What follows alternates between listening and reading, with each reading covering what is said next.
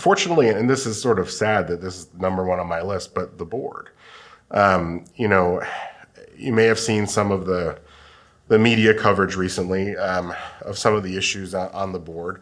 You know, about a half an hour ago, the college held a press conference where they released the final findings of the Higher Learning Commission's report. And similar to the concerns that the college expressed initially in that media coverage that was based on a draft report, once it was brought in front of the entire Higher Learning Commission, nearly all of the findings that were in the draft report were rejected.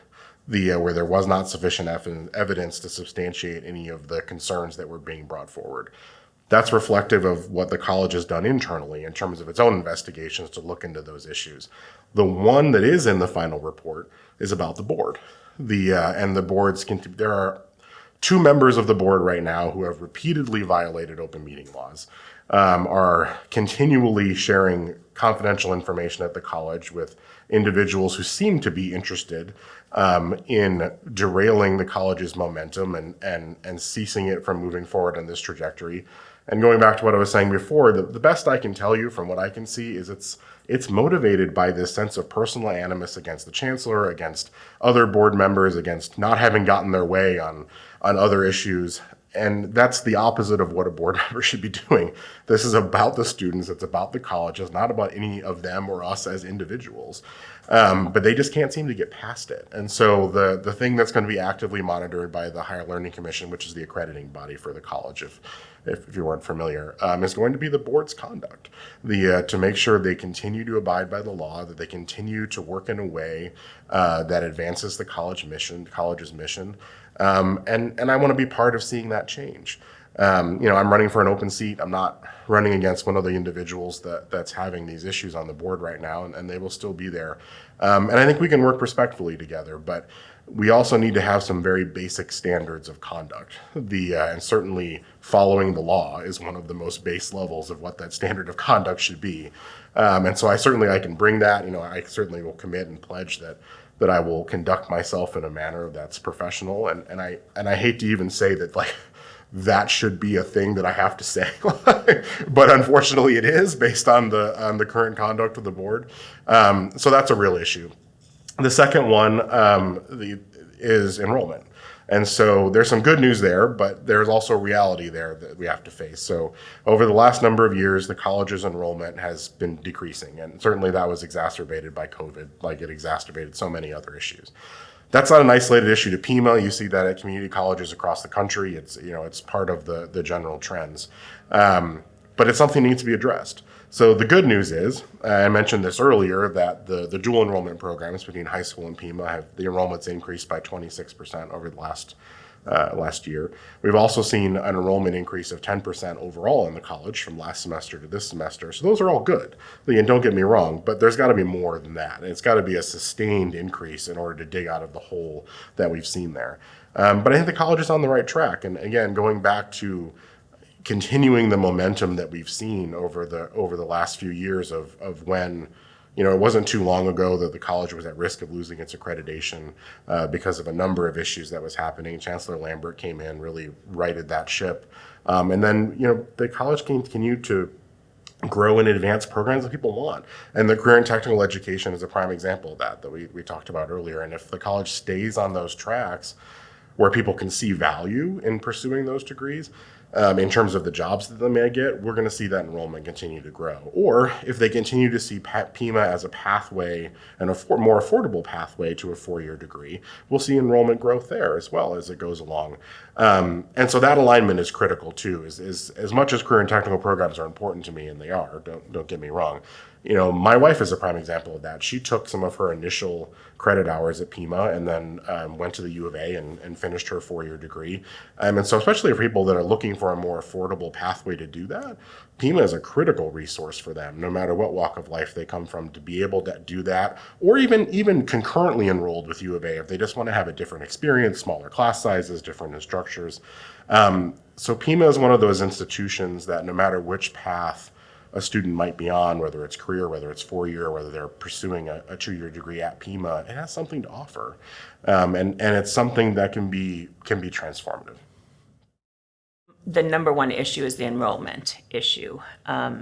I'm a mathematician, so I definitely delve into their website all the time.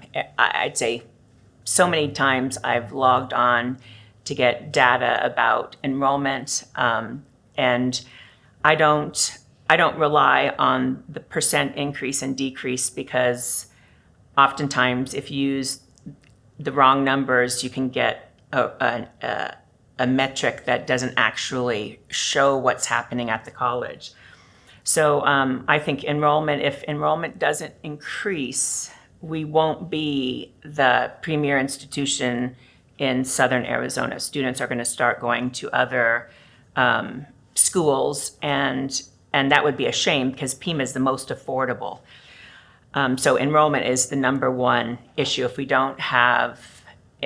the college doesn't focus on making sure we get through these enrollment issues so students can apply successfully, matriculate successfully, register for classes successfully, if there are any glitches in any of those areas, we're not doing the right service to our students. Number two, at the college currently, as I'm sure everybody's aware, there are a lot of disgruntled employees. And I think that you are all business folks, so you understand if your employees aren't happy and feel safe and secure in their job environment, first of all, there's attrition.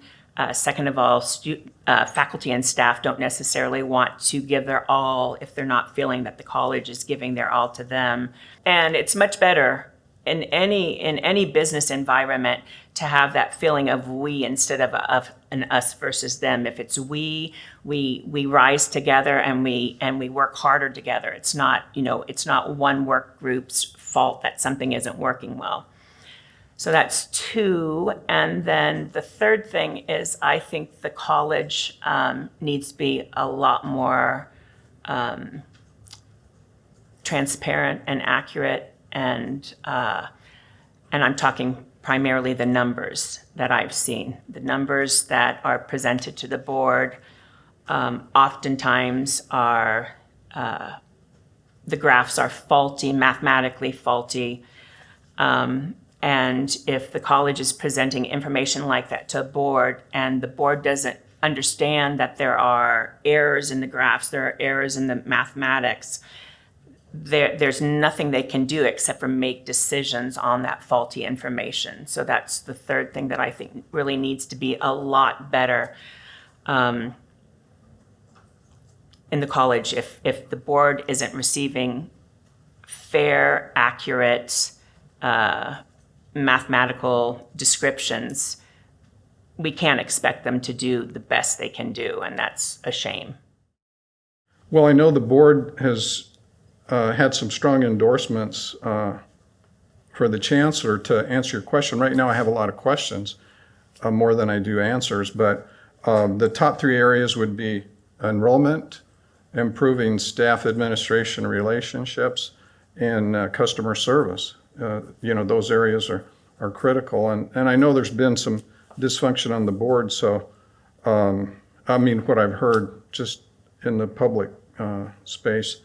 And so I'm probably one of the few people that is a candidate that could address that and provide more balance on the board.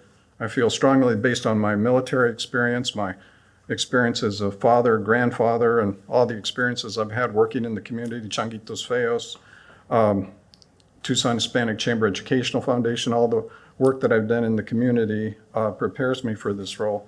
And not just as a placeholder, but as an active working board member.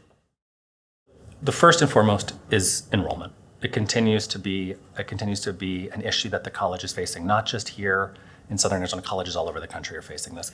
Traditionally, enrollment is countercyclical to the economy. So when the economy is doing really well and people have jobs, they're not coming back to school. The pandemic and sort of economic turmoil that we've seen has all impacted that. But because of the investments that the college made into these centers of excellence, we're starting to see the outcomes. So again, 9% increase this year is a direct result of that strategic investment. But enrollment continues to be a major factor in the college's long-term viability. We have to keep enrollment up, but it's not just about the traditional student graduating from high school. It's about the incumbent worker, about upskilling, about reskilling, and the urgency in being able to meet workers and students and members of our community where they are and take them to where they want to be through top-notch programs. So that's the first major issue. I think the second major issue is our accreditation and frankly, our board. The board continues to have dysfunction. It's no secret. Our board is split 2-3, and that's partly because we're a democracy. We elect people from the public to serve on a board, and there is disagreement, and that disagreement manifests in a variety of different ways. When we have board members who are no longer following or operating within a standard code of ethics and who are violating the Arizona open meeting law and violating the bylaws of the college, it makes it very complex and difficult to continue the trajectory. Despite all of that, the current board has continued to champion and march forward with the direction and the initiatives, and we haven't allowed that to stop the progress. But it is a threat, and this election, frankly, is a real